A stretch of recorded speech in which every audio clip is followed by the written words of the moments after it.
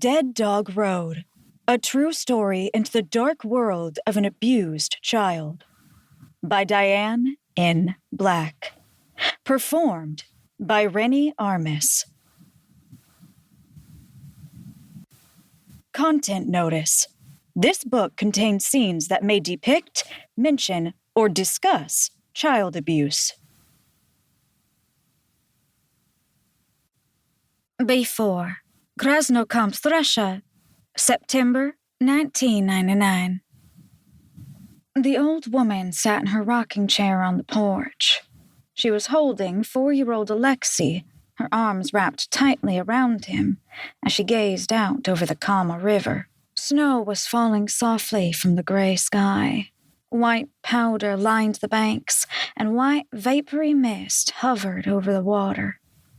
Normally, she found the view comforting. But today, the beauty accentuated the loss she felt as she waited for the man from the orphanage to arrive. She looked at her wrinkled fingers, like crumpled paper flattened out again. A thin gray cat jumped on the porch and rubbed itself against her leg. She brushed the damp hair from Alexei's forehead as she whispered a term of endearment. Alusha. Her body tensed when she saw the big black car carrying 2 men from the orphanage driving up the narrow road. When it stopped, a man stepped out. He turned up the collar of his coat with a gloved hand as he walked toward the porch and up 3 steps. He looked at the woman with compassion as he took the little boy from her arms. Alexei cried and struggled to get away, reaching for her. She covered her face with both hands and turned toward the river, stifling a sob. 2.5 years passed in the orphanage where Alexei lived with a group of boys his age. In the mornings, they sat in a long row and ate oatmeal before class. During recess, they made snow animals and poured water on them, causing them to become rock hard during the night. One day, Alexei was called out of class to go to the art room. He stopped when he reached the doorway and looked in. A middle-aged woman with a stern face and dark eyes sat on a bench beside a gray-haired man. They were talking to each other in a strange language, sounding like aliens to Alexei. Toys were scattered on the floor in front of them. As Alexei pondered whether to enter, 2 girls, Anastasia, 5, and Svetlana, 3, ran past him into the room and hugged them.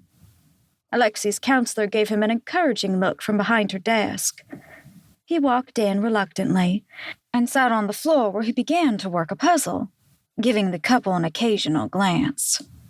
When they left, the counselor told Alexei the girls were his sisters, and the man and woman had traveled a long way to adopt them. He would be happy in his new home with loving parents in America. On January 21st, 2003, they left Baby Home 41 and boarded the train to Moscow. Along the way, they slept in bunk beds for hours as the train moved along the tracks through Russia. From Moscow, they took the long flight to Houston, Texas. The children were awestruck that a huge machine could hold them high above the ground.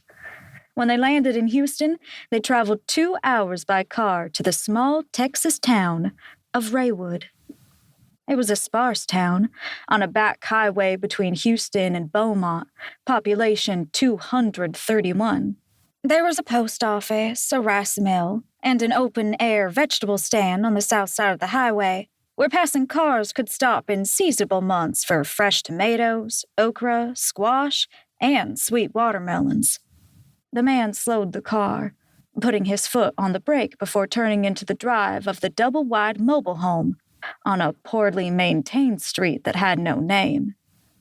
Pots containing the dead remains of plants sat on the small wooden deck in front.